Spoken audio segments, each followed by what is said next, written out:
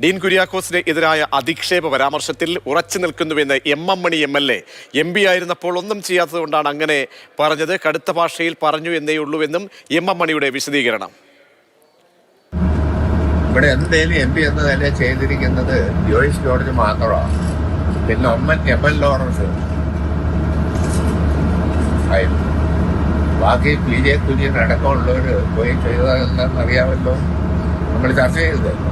പോയവൻ പിന്നെ Pala KM Madhu, PJ Kurian ആരെല്ലാം പോയി കോൺഗ്രസിന്റെ ഇവിടുന്ന് എന്തെങ്കിലും ഒരു ഒരു ഒരു കരിയില അനക്കുന്ന പണി ഇവിടെ ചെയ്തില്ല.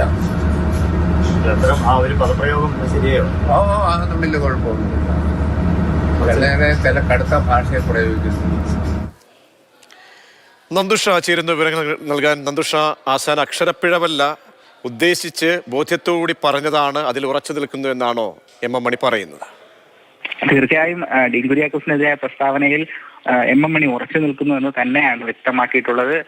കഴിഞ്ഞ ദിവസം അതിരൂക്ഷമായ ഭാഷയിലായിരുന്നു ഡീൻ കുര്യാക്കോസിനെ വിമർശിച്ചത്.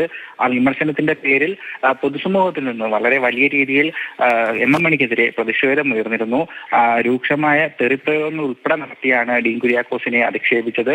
എന്നാൽ ആ കാര്യങ്ങളെല്ലാം തന്നെ പൂർണ്ണ ബോധ്യത്തോടെ അറിഞ്ഞുകൊണ്ട് തന്നെയാണ് പറഞ്ഞതെന്നാണ് എം മണി എന്ന് പറഞ്ഞിട്ടുള്ളത്. PJ കുര്യനെ ഉൾപ്പെടെയുള്ളവരെ ഈ വിഷയത്തിൽ വിമർശിച്ചിരുന്നു.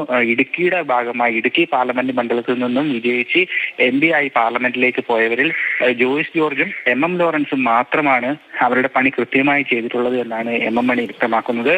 ഡീൻ കുര്യാക്കോസ് പോയതിൽ ഇടുക്കി പാർലമെന്റ് മണ്ഡലത്തിൽ യാതൊരു ഗുണവും ഉണ്ടായിട്ടില്ല. അദ്ദേഹത്തെ MP ആക്കിയത് ഇടുക്കി പാർലമെന്റ് മണ്ഡലത്തിന് വലിയ നഷ്ടമാണ് ഉണ്ടാക്കിയ തരത്തിലുള്ള വളരെ വലിയ വിമർശനമാണ് ഡീൻ കുര്യാക്കോസിനെതിരെ ബോധപൂർവം എം മണി ഉന്നയിച്ചിട്ടുള്ളത്.